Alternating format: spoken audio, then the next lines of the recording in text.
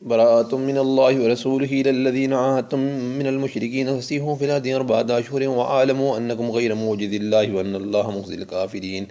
وأذان من الله ورسوله إلى الناس يوم الحج الأكبر أن الله بريء من المشركين ورسوله وإن تبتم فهو خير لكم وإن توليتم فاعلموا أنكم غير موجد الله وبشر الذين كفروا بعذاب أليم.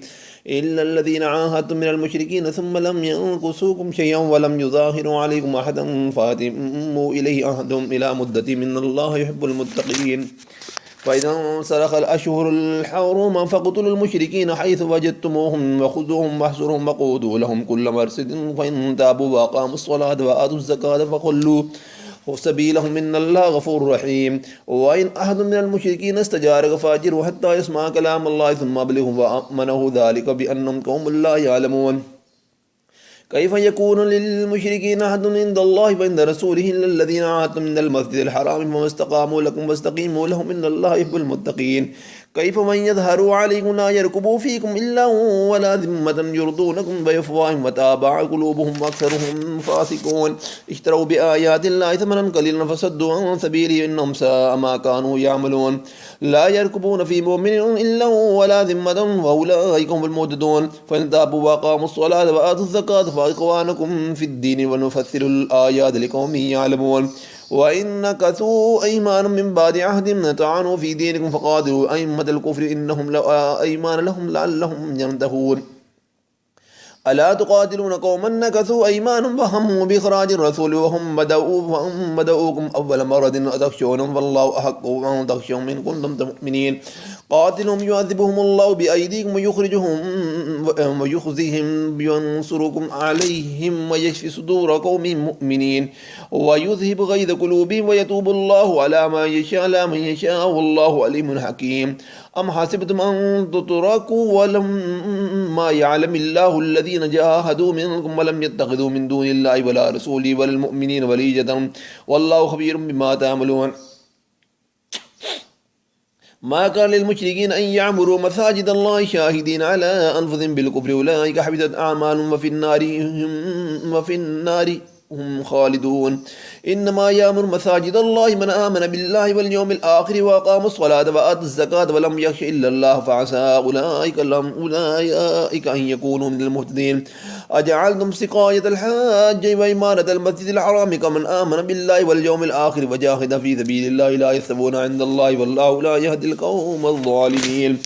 الذين آمنوا وهاجروا وجاهدوا في سبيل الله بأموالهم وأنفسهم أعظم درجة عند الله وأولئك هم الفائزون. وبشرهم ربهم برحمة منه ورضوان وجنات لهم فيها نعيم مقيم خالدين فيها أبدا إن الله عنده أجر عظيم. يا أيها الذين آمنوا لا تتخذوا آباءكم وإخوانكم أولياء إن استحبوا الكفر على الإيمان ومن يتولهم منكم فأولئك هم الظالمون.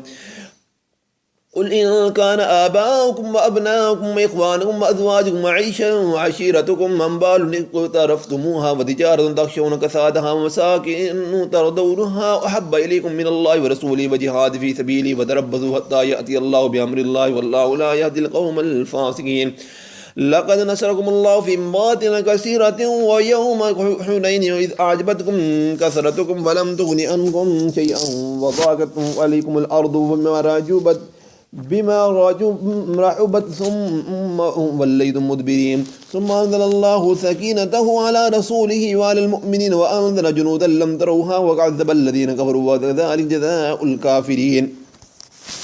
ثم يتوب الله من بعد ذلك على من يشاء والله غفور رحيم. يا أيها الذين آمنوا إنما المشركين نجس فلا يقربوا المسجد الحرام بعد عامهم هذا وإن خفتم عيلة فسوف يغنيكم الله من فضله إن شاء إن الله عليم حكيم. قاتلوا الذين لا يؤمنون بالله ولا باليوم الآخر ولا يحرمون ما حرم الله ورسوله ولا يدينون دين الحق من الذين أوتوا الكتاب حتى يعطوا الجزية عن يد وهم صاغرون. وقالت اليهود عزير بن الله وقالت النصارى المسيح ابن الله ذلك قولهم بأفواههم يضاهئون قول الذين كفروا من قبل وقاتلهم الله أنى يؤفكون. اتخذوا أحبارهم ورهبانهم أربابا من دون الله والمسيح ابن مريم وما أمروا إلا ليعبدوا إلها واحدا لا إله إلا هو سبحانه عما يشركون.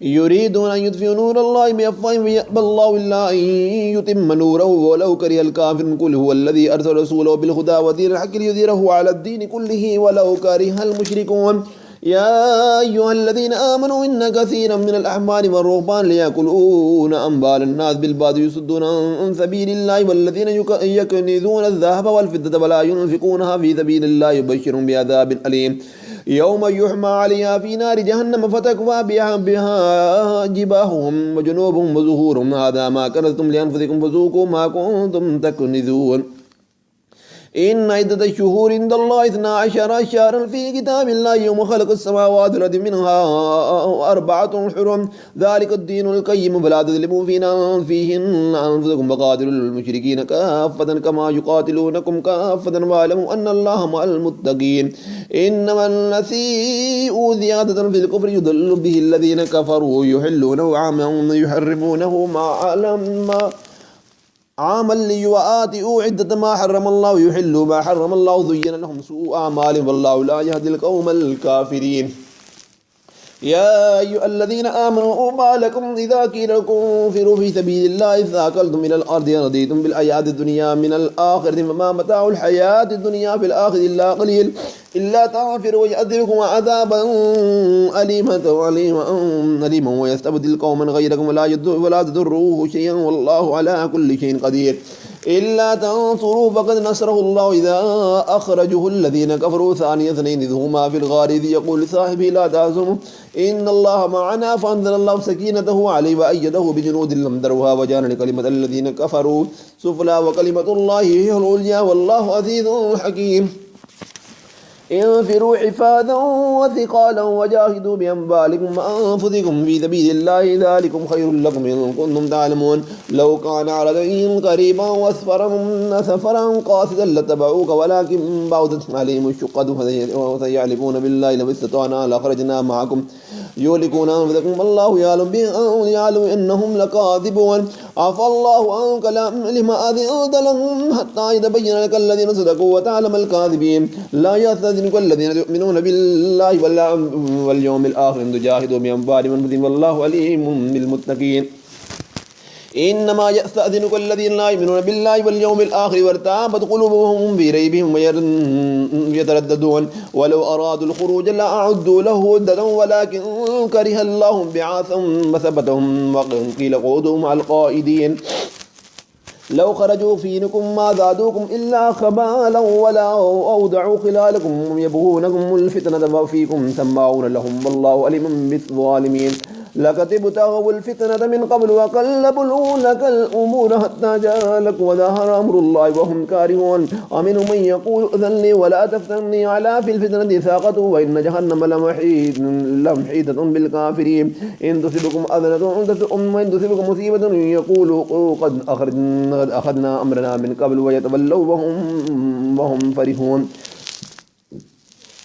قل لن يصيبنا إلا ما كتب الله لنا هو مولانا وعلى الله فليتوكل المؤمنون قل هل تربصون بنا إلا إحدى المحسنين ونحن نتربص بكم أن يصيبكم الله بعذاب من عنده أو بأيدينا فتربصوا إنا معكم متربصين قل أنفقوا طوعا أو كرها لن يتقبل منكم إن كنتم فاسقين وما منهم أن تقبل منهم نفقات إلا أنهم كانوا بالله وبرسوله ولا يأتون الصلاة إلا وهم كسالى ولا ينفقون إلا وهم كارهون فلا تعجبك أموالهم ولا أولادهم إنما يريد الله ليعذبهم بها في الحياة الدنيا وتزكى أنفسهم وهم كافرون ويحلفون بالله إنهم لمنكم وما منكم ولكنهم قوم يفرقون لو يجدون ملجأ أو مغارات أو مدخلا لولوا إليه وهم يجمعون ومنهم من يلمزوك في الصدقات فإن أعطوا منها وردوا وإن لم يؤتوا منها إذا هم يسخطون ولو أنهم ولدوا ما آتاهم الله ورسوله وقالوا حسبنا الله سيؤتينا الله من فضله ورسوله إنا إلى الله راغبون إنما الصدقات للفقراء والمساكين والعاملين عليها والمؤلفة قلوبهم في الرقاب والغارمين وفي سبيل الله وابن السبيل فريضة من الله والله عليم حكيم ومنهم الذين يؤذون النبي ويقولون هو أذن، قل أذن خير لكم يؤمن بالله وليؤمن للمؤمنين ورحمة للذين آمنوا منكم والذين يؤذون ورسول الله لهم عذاب أليم. يحلفون بالله لكم ليرضوكم والله ورسوله أحق أن يرضوه إن كانوا مؤمنين. ألم يعلموا أنه من يحادد الله ورسوله فإن الله نار جهنم خالدا فيها وذلك الخزي العظيم. يحذر المنافقون أن تنزل عليهم سورة تنبئهم بما في قلوبهم قل استهزئوا إن الله مخرج ما تحذرون ولئن سألتم ليقولن إنما كنا نخوض ونلعب قل أبي الله وآياته ورسوله كنتم تستهزئون لا تعتذروا وقد كفرتم بعد إيمانكم إن تعفوا عن طائفة منكم نعذب طائفة منهم بأنهم كانوا مجرمين. المنافقون والمنافقات بعض من بعض يأمرون بالمنكر وينهون عن المعروف ويقبضون أيديهم ونسوا الله فنسيهم إن المنافقين هم الفاسقون. وعد الله المنافقين والمنافقات والكفار نار جهنم خالدين فيها يذبهم ولعنهم ولهم عذاب مقيم. كالذين من قبلكم كانوا أشد منكم قوة وأكثر منبالا وأولادا واستمعوا بخلاقهم فاستمتعتم بخلاقكم كما استمتع الذين من قبلكم بخلاقهم وخذتم كالذي خاضوا أولئك حبطت أعمالهم في الدنيا والآخرة أولئك هم الخاسرون. ألم يأت من نبأ الذين من قبلهم قوم نوح وعاد وثمود وقوم إبراهيم وأصحاب مدين والمؤتفكات أتتهم رسل بالبينات فما كانوا الله ليظلمهم ولكن كانوا أنفسهم يظلمون. والمؤمنون والمؤمنات بعضهم أولياء بعض يأمرون بالمعروف وينهون عن المنكر ويقيمون الصلاة ويؤتون الزكاة ويطيعون الله ورسوله أولئك سيرحمهم الله إن الله عزيز حكيم. وعد الله المؤمنين والمؤمنات جنات تجري من تحتها الأنهار خالدين فيها مساكن طيبة في جنات ورضوان من الله أكبر ذلك هو الفوز العظيم. يا أيها النبي جاهد الكفار والمنافقين واغلظ عليهم مأواهم جهنم بئس المصير. يحلفون بالله ما قالوا ولقد قالوا كلمة الكفر وكفروا بعد الإسلام وهموا بما لم ينالوا وما نقوموا إلا أن أعناهم الله ورسوله من فضله وإن يتوبوا يك خيرا لهم من يتوبوا يعذبهم الله عذابا أليما في الدنيا والآخرة ما لهم في الآخرة من ولي ولا نصير. ومنهم من عاهد الله لئن آتانا من فضل نصدقن ولنكونن من الصالحين فلما آتاهم من فضله بخلوا به وتولوا ومورد فعاقبهم نفاق في قلوبهم إلى يوم يلقونه بما أخلفوا الله ما وعدوا بما كانوا يكذبون. ألم يعلموا أن الله يعلم سرهم ونجواهم أن الله علام الغيوب الذين يلمزون المتطوعين من المؤمنين في الصدقات والذين لا يجدون إلا جهدهم فيسخرون بهم سخر الله ومنهم ولهم عذاب أليم. استغفر لهم أو لا تستغفر لهم وإن تستغفر لهم 70 مرة فلن يغفر الله لهم ذلك بأنهم كفروا بالله ورسوله والله لا يهدي القوم الفاسقين. فرح المخلقون بمقادم خلاف رسول الله وكرهوا يجاهدوا بأموالهم وأنفسهم في سبيل الله وقالوا لا تنفروا في الأرض قل نار جهنم أشد حرا لو كانوا يفقهون فليدعكوا قولا قليلا وليبكوا كثيرا من جزاء بما كانوا يكسبون. فإن رجعك الله إلى طائفة منهم فاستأذنوك للخروج فقل لن تخرجوا معي أبدا ولن تقاتلوا معي أبدا إنكم رضيتم بالقعود أول مرة فاقعدوا مع الخالفين ولا تصل على أحد منهم مات أبدا ولا أولاتكم على قبره إنهم كفروا بالله ورسوله وما هم ماتوا وهم فاسقون. ولا تعجبك أموالهم وأولادهم إنما يريد الله أن يعذبهم بها في الدنيا ويزهق أنفسهم كافرون. وإذا أنزلت سورة أن آمنوا بالله وجاهدوا مع رسوله استأذنك أولو الطول منهم وقالوا ذرنا إنكم مع القائدين أرادوا بأن يكونوا مع الخوالف يطبع على قلوبهم فهم لا يفقهون. لكن الرسول والذين آمنوا معه جاهدوا بأموالهم وأنفسهم أولئك لهم الخيرات وأولئك هم المفلحون. أعد الله لهم جنات تجري من تحتها الأنهار خالدين فيها ذلك الفوز العظيم. وجاء المعذرون من الأعراب ليؤذن لهم وقال الذين كذبوا ورسوله سيصيب الذين كفروا منهم عذاب أليم. ليس على الضعفاء ولا على المرضى ولا على الذين لا يجدون ما ينفقون حرج إذا نسخوا لله ورسوله ما على المحسنين ومن سبيل والله غفور رحيم. ولا على الذين إذا ما أتوك لتحملهم قلت لا أجد ما أحملكم عليه وتولوا وأعينهم تفيض من الدمع حزنا لا يجدوا ما ينفقون. إنما السبيل على الذين يستأذنوك وهم أغنياء رضوا بأن يكونوا مع الخوالف فتبع الله على قلوبهم لا يعلمون. يعتذرون إليكم إذا رجعتم إليهم قل لا تعتذروا لن نؤمن لكم قد نبأنا الله من أخباركم وسجل الله عملكم ورسوله ثم تردون إلى عالم الغيب والشهادة فينبئكم بما كنتم تعملون. سيحلفون بالله لكم إذا انقلبتم إليهم لتعرضوا عنهم فأعرضوا عنهم إنهم رجس ومأواهم جهنم جزاء بما كانوا يكسبون. يحلفون لكم لتردوا عنهم بين تردوا عنهم فإن الله لا يرضى عن القوم الفاسقين.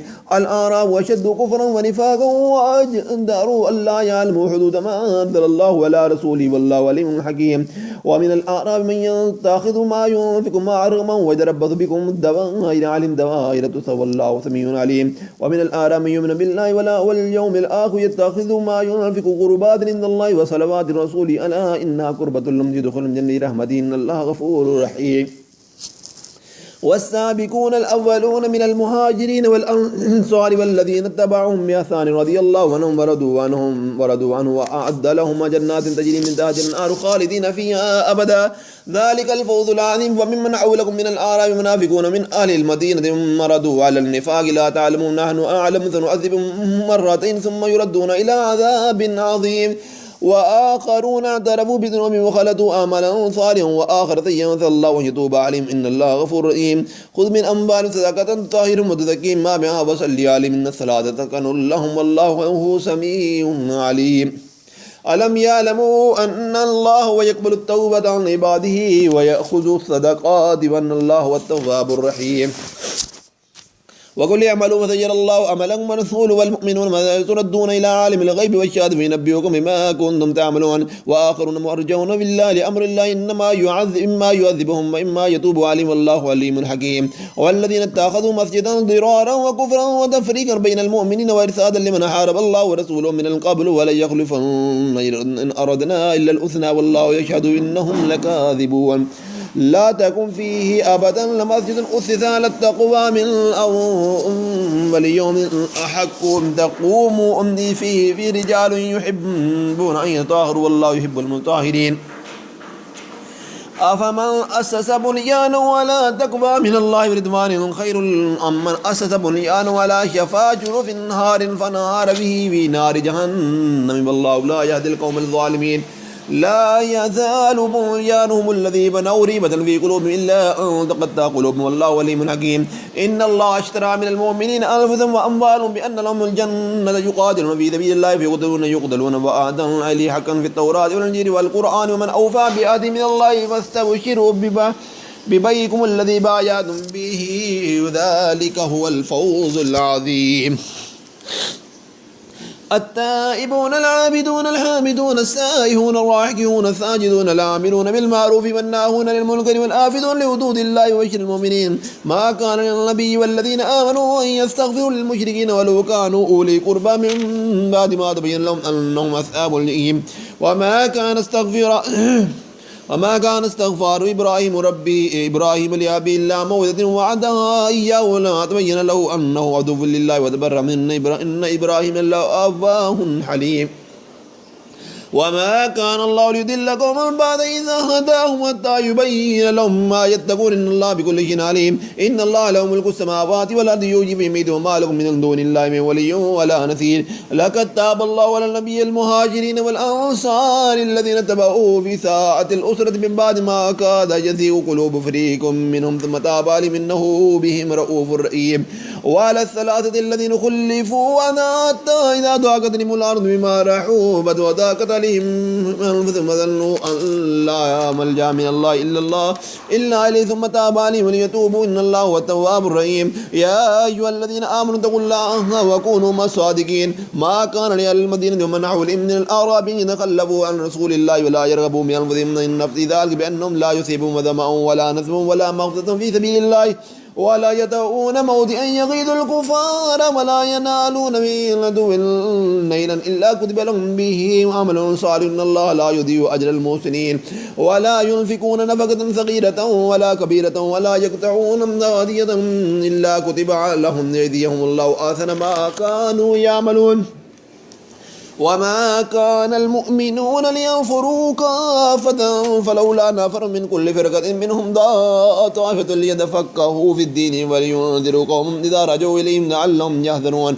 يا أيها الذين آمنوا قاتلوا الذين يلونكم من الكفار وليجدوا فيكم غلظة واعلموا أن الله مع المتقين وإذا ما أنزلت سورة منهم من يقول إن يكن زادته أيديه إيمانا فأما الذين آمنوا فزادتهم إيمانا وهم يستبشرون وأما الذين في قلوبهم مرض فزادتهم رجسا إلى رجسهم وما آتوا وهم كافرون أولا يرون أنهم يفتنون في كل عام مرة أو مرتين ثم لا يتوبون ولا هم يذكرون وإذا ما أنزلت سورة نظر بعضهم إلى بعض هل يراكم من أحد ثم صرف الله قلوبهم بأنهم قوم لا يفقهون لقد جاءكم رسول من أنفسكم عزيز عليه ما عنتم حريص عليكم بالمؤمنين رؤوف رحيم فإن تولوا فقل حسبي الله لا إله إلا هو عليه توكلت وهو رب العرش العظيم.